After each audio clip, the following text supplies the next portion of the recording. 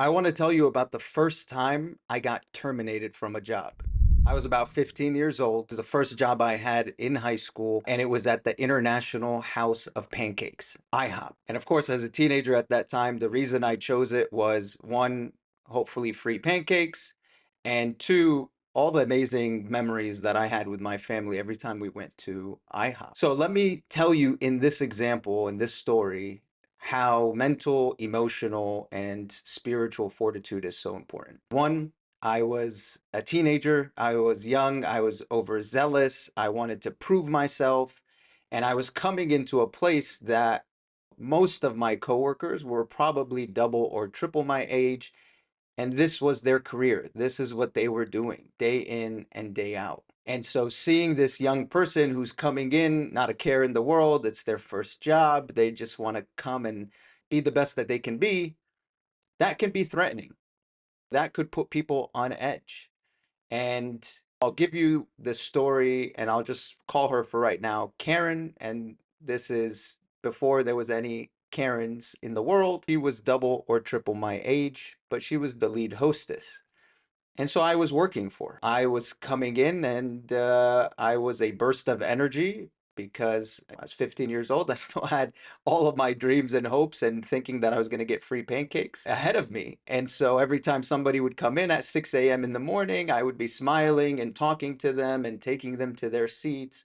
And this started to become like a repetitive thing, and compliments started to come in. I believe at that point, this is where we take stock, right, of ourselves and how we're feeling. Think about it, and now I have empathy for this. But think about it from Karen's standpoint. Mentally, she is at a job that she probably does not want to be at full time. She probably had different dreams and aspirations and different hopes that she wanted to achieve instead of being just a lead hostess of this young, overzealous 15-year-old. And so when she started to see this and hearing the compliments and maybe sometimes feeling embarrassed in front of her boss or her coworkers, she started to react, right? And this is typically what we do when mentally our mindset is when we're being challenged, our reaction is not rising to the occasion and trying to improve ourselves or looking deeper into ourselves and saying, what can I do better?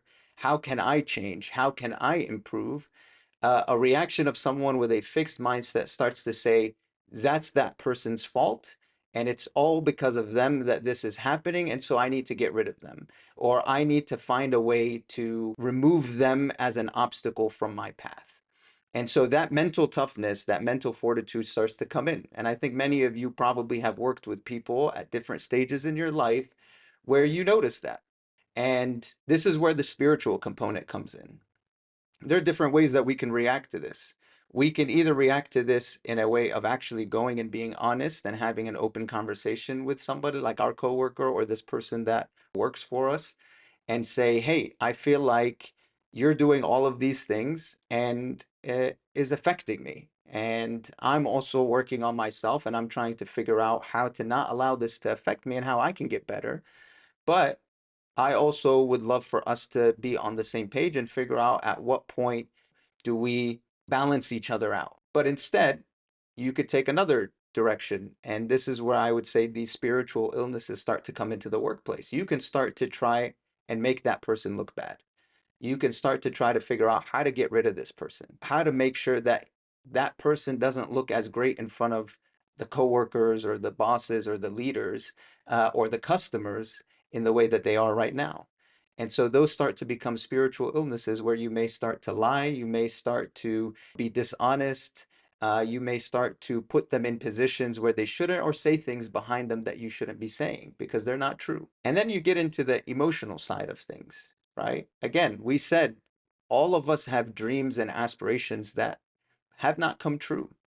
They haven't come to fruition, and there's frustration there. There are triggers there. There may be other things that this person that you're interacting with or you're working with is reminding you of. Maybe you've had a past history or trauma with someone that did something very similar to this that affected your life greatly. It may have put you in a position that really set you back and had a deep emotional impact on you. And so When you don't recognize those emotions in the moment, you don't know how to address them with someone. And you start to lash out and you start to express frustration and anger towards that person. And they start to become the source of all of the bad things that are happening in your life.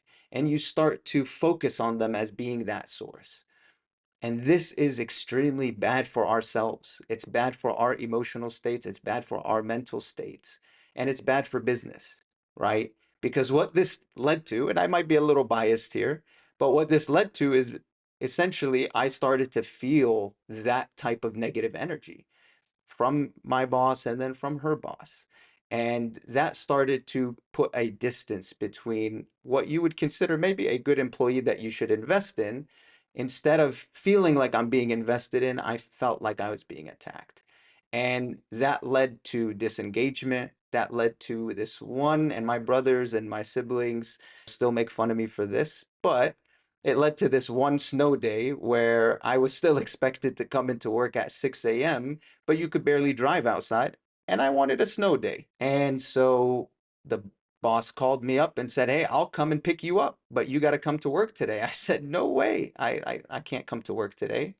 And so that level of disengagement, that level of disempowerment fed into that as well, plus being a 15-year-old. And so the boss said, "Well, then you don't have a job anymore. Don't try to come in tomorrow either." So I had my dad take me into work, of course, begrudgingly, and I showed up and they said, "Nope, you don't have a job here anymore." And that's how I got terminated from my first job at the International House of Pancakes. But I hope that this story also illuminates what we all have seen and felt and potentially done ourselves in the workplace and the impacts of not having mental, spiritual, and emotional fortitude. I hope this helps. And if it does, please reach out. Let's have a conversation.